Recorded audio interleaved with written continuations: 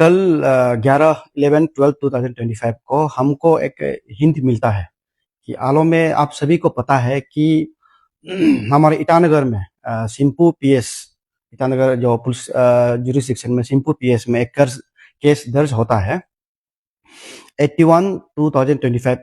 Case number है 81/2025। उसका under section जितने भी सेक्शन है देश के अगेंस्ट वार की प्लानिंग करना, इकट्ठा करना, जासूसी करना या आपके अनलॉफुल एक्टिविटीज प्रिवेंशन एक्ट के तहत में केस दर्ज है। और मीडिया में भी सभी ने देखा है 2 जने को अरेस्ट किया है।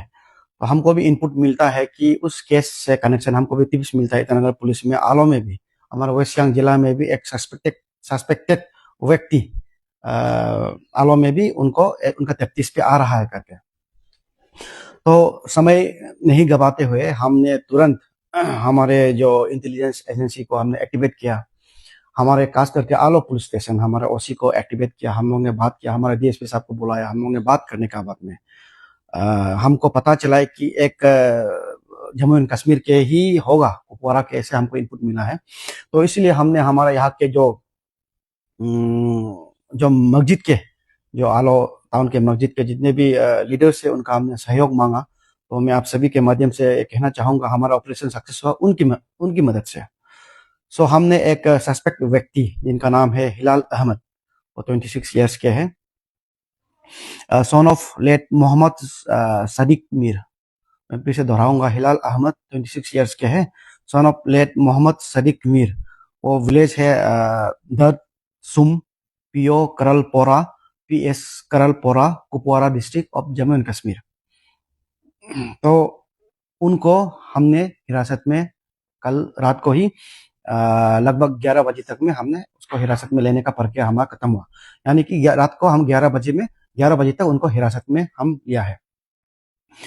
तो इसीलिए हमने उनको हिरासत में लिया है कि एज पर जो इन्वेस्टिगेशन है तो उसमें यह आया है कि ये भी जो है हमारे पूरे भारतवर्ष में, खासकर हमारे अरुणाचल प्रदेश में, हमारे आलो में जितने भी सेंसिटिव इंस्टॉलेशन है या जितने भी हमारे मूवमेंट्स है, ट्रुप्स का हो, फोर्स का हो, उसको वो अपने हैंडलर को पहुंचाता है। तो इसलिए हम उनको कल अरेस्ट करके एस डायरेक्टेड बाय हमारा अथॉरिटी हमने उनको ईटानगर पुलिस को रात को ही निकल कर आज सवेरे हमने उनको हैंड ओवर कर दिया।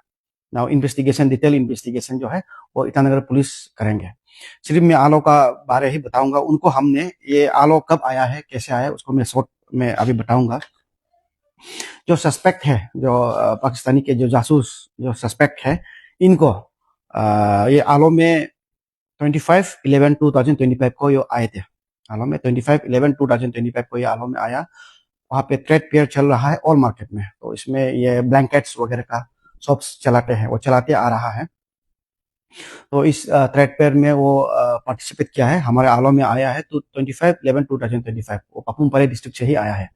सो उनके आईएलपी वगैरह भी वो उनका वैलिड है। उधर से आपके जो बाकायदा वो आप प्रॉपर डॉक्यूमेंट्स, दस्तावेज सभी है उनके पास। आईएलपी होना चाहिए, आईएलपी है, आधार कार्ड है, बहुत सभी दस्तावेज जो आम नागरिक को होना चाहिए, जो भारत नागरिक को होना चाहिए या अरुणाचल में एंट्री के लिए जो दस्तावेज होना चाहिए, सभी दस्तावेज उनके पास बरामद किया गया है।